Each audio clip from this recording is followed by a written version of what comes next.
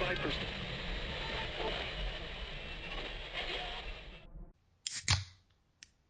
Hello, I'm the wrestling critic, and I remember it, so you don't have to.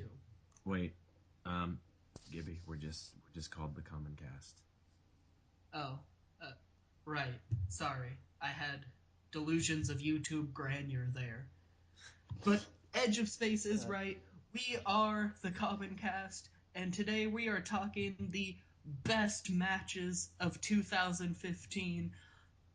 Pretty self-explanatory here. It is our three personal favorites. We have Gibby, of course there's me. The mic just got a bionic elbow dropped on it by Gibby himself.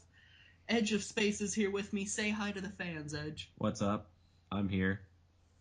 And of course, we have our great leader, the guy who ties us together. It is Torque. Torque, speak your words. It so doesn't matter what your words are. So when the camera comes on, I'm suddenly the great leader, huh? Anyway. I didn't get to make a joke before, so I needed to make one right there. Yeah, I know. Right. It was crap. So this is the best matches of 2015. Edge of Space. Let's start us off. It's a top 3 list. What's your third best match? First, I got some honorable mentions we got to get out of the way. Because, well, there were a lot of really bad matches this year.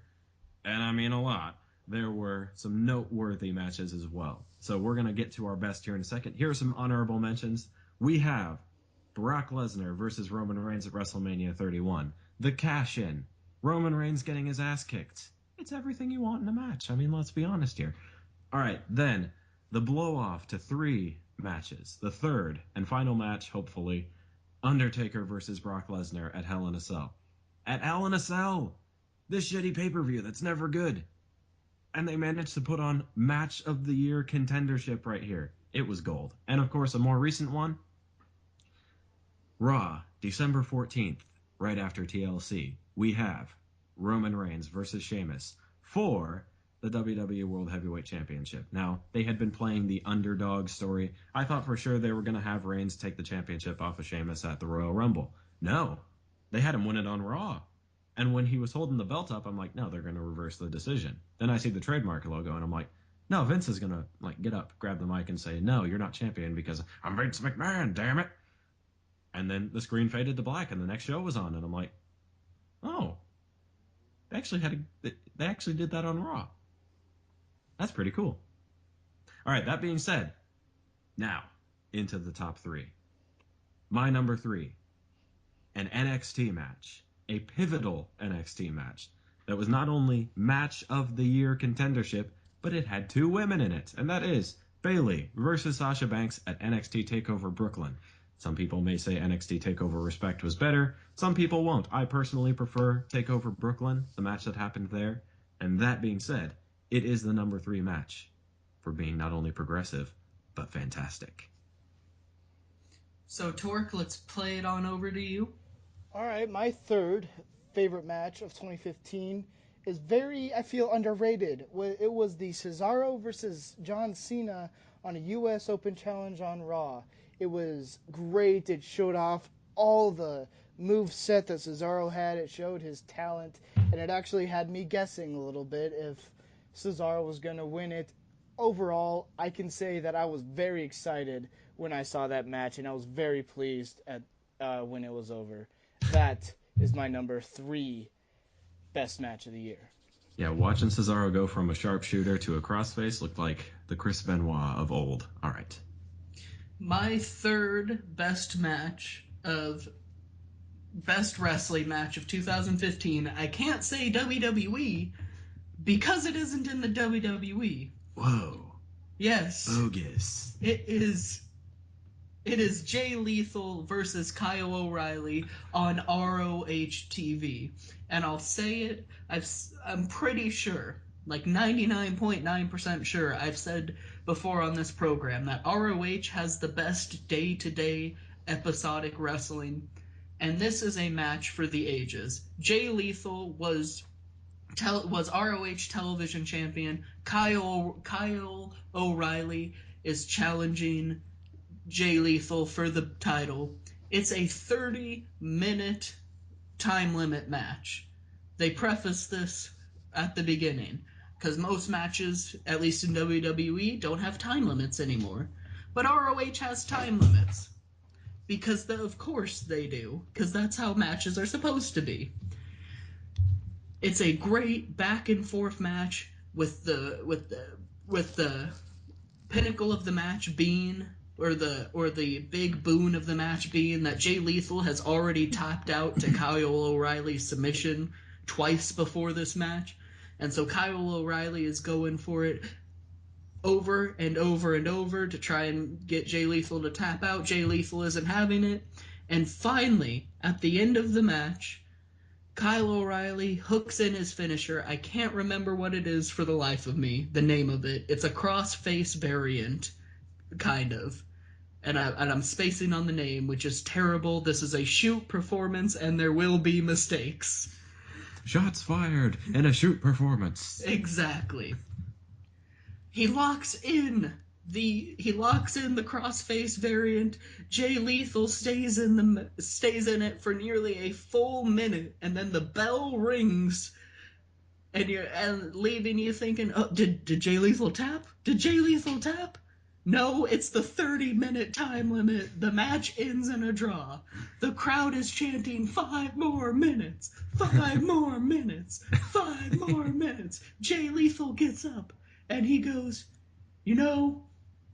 I thought I was gonna give him 5 more minutes, but then all you fans just ruined it, and walks out. That is my number 3 match of not of WWE. It's my number 3 best wrestling match of 2015. Excuse me, Edge. What's your number 2? My number 2, I'm glad you asked, because in terms of best in the world, there are a couple of people whose names come to mind. But when you're looking at the WWE, one name stands above the rest, and that is John Cena. No, it's Seth Rollins. Seth Rollins versus John Cena at SummerSlam. Yeah, I know this was kind of in contendership for most disappointing match because of the finish, but I realized if it were Triple H running out with a chair and the finish was exactly the same, I'd feel the same way about the match. It was still fantastic. You got Seth Rollins over there busting out a 6-star frog splash just because he's that good at doing a frog splash. He's got the white tights. He does the little Triple H thing when he enters, got the water in his mouth, spits it out in the air. Everybody's booing John Cena, but everybody's cheering Seth Rollins. John Cena even played off of it, did a figure 4 to try and tap Rollins out, and everybody's like, no, no, no, because we realize that this would be the match where John Cena would tie Ric Flair for world championship reigns across their career. But no, Seth Rollins won. He became the first man in history to hold the WWE World Heavyweight Championship, which is kind of a bad way to describe it because that title hasn't existed for very long, and the United States Championship at the same time. That's my number 2. It was fantastic. Torque, I'm going to hand it right off to you. My number 2 it's pretty recent. I actually think it was the last pay-per-view. It was at TLC. It was the triple threat tag team match between the Lucha Dragons, the Usos, and the New Day. Now, I am a fan of all 3 of these tag teams. You just want to get Uso crazy. The New Day rocks, and Lucha Dragons bring kind of a high-flying, some botches by Sin Cara aspect to it. Anyway, I watched this match over again, and there were no botches. There were plenty of high points. There was the obvious high point of Kalisto doing the Salida del Sol off the top ladder on one of the Usos. It was great. It was fantastic. It looked like he almost died.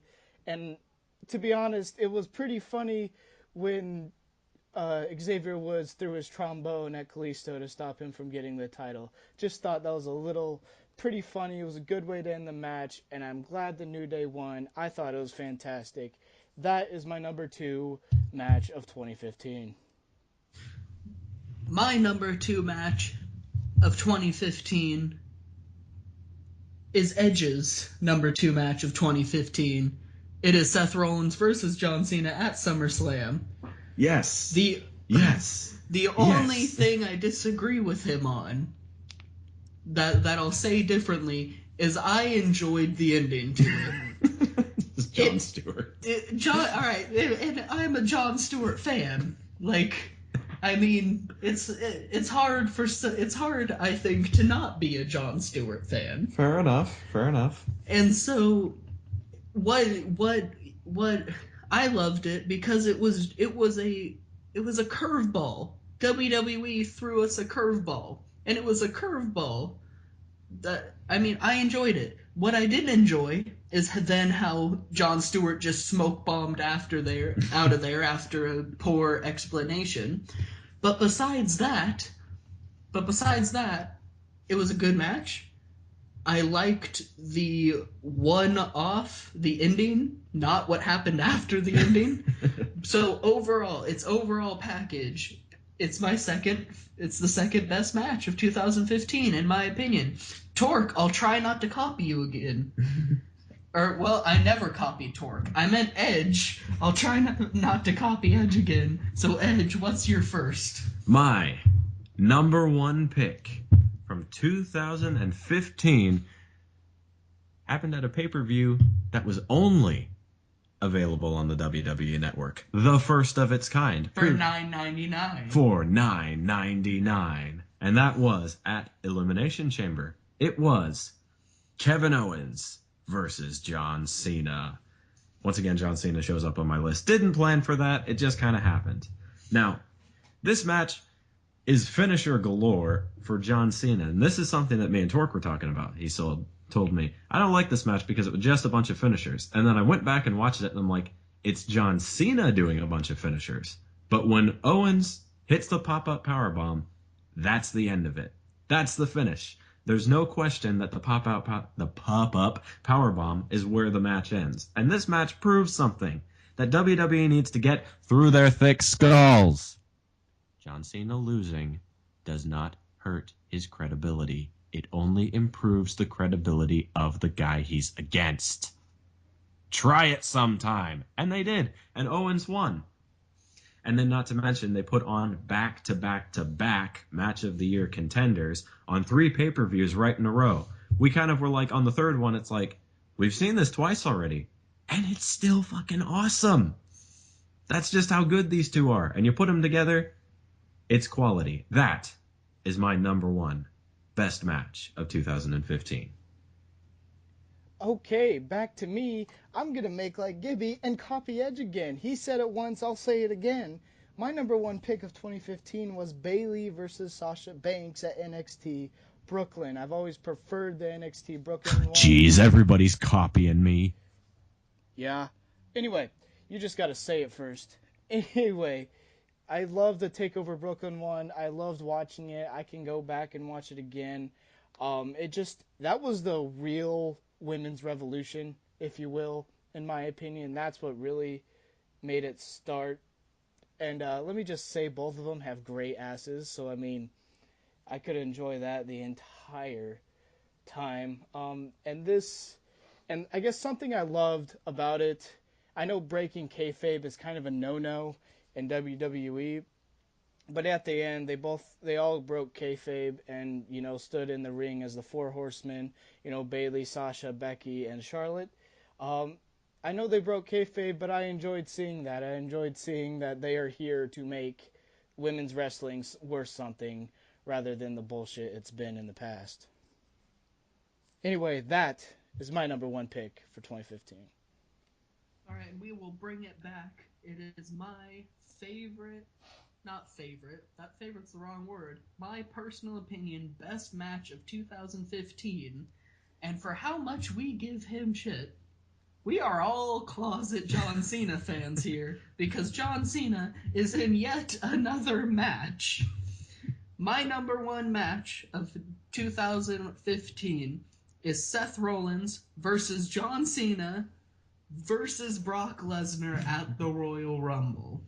This match had it all. It had two unbeatable forces in John Cena and Brock Lesnar. It had Seth Rollins in the not so lovable underdog who everyone wanted to win. It had thrills, it had spills, it had finishers, it had tables being destroyed, it had hardaways, it had everything. The story behind it was admittedly a little shaky. I can take that one on the chin. It was a shaky build up in the story, but the execution of the match was awesome. It left me at least thinking Brock Lesnar was legitimately hurt. Like, take that to Brock Lesnar's selling skills, which he isn't necessarily known for, but he was selling so good, I thought he was hurt. And of course, it gave him a crutch later for Roman Reigns to be able to beat him by saying Brock Lesnar was still sporting an injury. But it was a great, entertaining match, obviously, because I put it as the best match of 2015. And with that, we are going to bring it on home. We're getting the go home cues now from the referee. Like and favorite our video if you like and favorite us. If you enjoy our content, we'd appreciate it. Every single like, favorite, subscribe, every single one means a lot. Leave us your comments in the section. What were your favorite?